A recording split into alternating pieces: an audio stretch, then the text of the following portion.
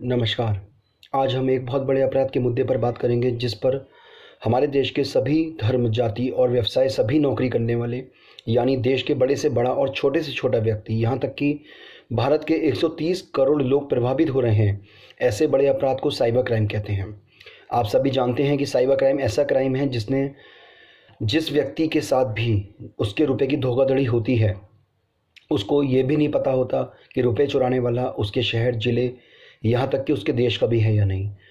बहुत बहुत दुख होता है जब हमारी मेहनत का पैसा हमारी आंखों के सामने से चला जाता है और हम कुछ नहीं कर पाते। परंतु आज तक चोरी होने के बाद हम कभी ये नहीं सोचते कि ये कैसे हुआ, बल्कि हम सिर्फ अपनी या दूसरों की गलती ही ढूंढते हैं।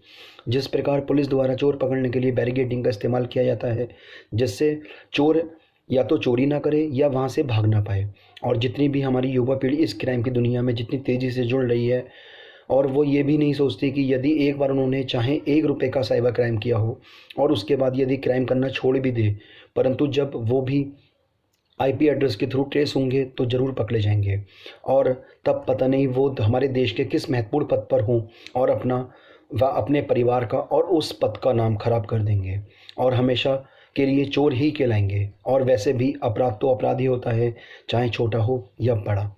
और जिस प्रकार हम अपने घर, दुकान के बाहर सीसीटीवी लगाते हैं जिससे चोरी को रोका जा सके, और यदि चोरी हो तो चोर पकड़ा जाए। अगर ऐसा ही हम अपने बैंक अकाउंट में करें कि यदि एक बटन दबाने से चोर को उसके पकड़े जाने का डर बन जाए तो कैसा रहेगा, सोच कर देखें। यदि हमारे घर में किसी बच्चे या बुजुर्ग व्यक्ति के द्वारा उसकी गलती से भी किसी को फ़ोन पर बैंक या एटीएम की डिटेल बता दी भी जाए तो भी चोर को चोरी करते हुए डर लगे, तो हमारे यहाँ के व्यापारी या अन्य आम व्यक्ति जिनको बैंक में रखे मेहनत के रुपए हर समय चोरी होने का डर रहता है, वो ख़त्म हो जाएगा। और हर व्यक्ति ऑनलाइन ट्रांजैक्शन करने में नहीं डरेगा। और यदि किसी का पैसा चोरी हो भी जाता है तो एक बटन पर हमारे द्वारा लगाए गए सीसीटीवी कैमरे में प्रार्थी खुद चोर को देखकर पुलिस के पास चोर के खिलाफ सबूत लेकर जाएगा।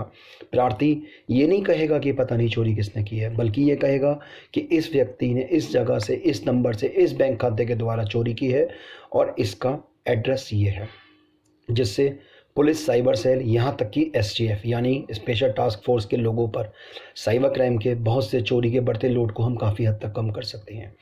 इससे हमारी युवा पीढ़ी भी देश में अपनी काबिलियत का गलत इस्तेमाल करने से डरेगी और डिजिटल इंडिया को तरक्की की ओर लेकर जाएगी। क्या देश हित के लिए वर्दी पहनना ज़रूरी है? नहीं। हम जिस लिबास में देश हित का कार्य करते हैं वही हमारी वर्दी होती है। क्या आप जानते हैं कि एक दुकानदार से फर्जी ग्राहक बनकर आए व्यक्ति के द्वारा उसके खाते में रुपए ट्रांसफ़र करने के बाद और जो मैसेज आता है उसके बाद भी धोखा किया जा सकता है? अगर आपको लग रहा है कि हमें साइबर क्राइम को रोकने में काफ़ी समय या पैसा लगाना पड़ेगा, तो ऐसा बिल्कुल नहीं है। और हाँ, हम ऐसा फ्री में कर सकते हैं और 7 दिन के अंदर ही साइबर अपराध को ना के बराबर कर सकते हैं। जी हाँ, हम ऐसा बिल्कुल कर सकते हैं। मैंने खुद लखनऊ जाकर माननीय मुख्यमंत्री जी, एसटीएफ ऑफिस, डीजीपी ऑफिस और दिल्ली में केंद्रीय मंत्री विजय सांपला जी और मुख्य बीजेपी ऑफिस, तीन मूर्ति मार्ग स्थित, और अन्य कई महत्वपूर्ण जगहों में भी अपनी इस गाइडलाइंस का जिक्र किया था। सबने बहुत सराहा और सम्मान भी दिया, परंतु अवसर नहीं दिया। मैं अपने बारे में आपको कुछ बता दूं। मैं एक व्यापारी होते हुए भी मैंने एक कोशिश से भारत के 72,000 लोगों का पैसा बचाया और हज़ारों की संख्या में ऐसी युवा पीढ़ी जो 10%, 20%, 50% के लाभ पर साइबर क्राइम से पैसा कमा रही थी, उसको बचाया। जिसके लिए मुझे लोगों द्वारा दिए गए बहुमूल्य प्यार और आशीर्वाद से साइबरमैन के नाम से भी जाना जाता है। परंतु अब दूसरी कोशिश से मैं 130 करोड़ लोग को सुरक्षित करना चाहता हूं। और मैं ये नहीं कह रहा कि हमारे मुख्य टीमें ऐसा क्यों नहीं कर पा रही हैं, क्योंकि उन पर केस को सॉल्व करने का बहुत लोड होता है। वो हमारे एक्सपर्ट हैं। एक केस के बाद दूसरे केस को सॉल्व करने का प्रेशर होता है, परंतु हम एक आम आदमी की तरह भी सोचकर भी इन अपराधों को रोक सकते हैं। और वैसे भी क्या सारी जिम्मेदारी पुलिस, मीडिया और राजनीतिक लोगों की है? क्या हमारी कोई जिम्मेदारी नहीं होती? परंतु देश हित के लिए हमें आगे आना होगा, दूसरों को आगे बढ़ाना होगा। जय हिंद, जय भारत। आपका मनीष, साइबरमैन, मुरादाबाद।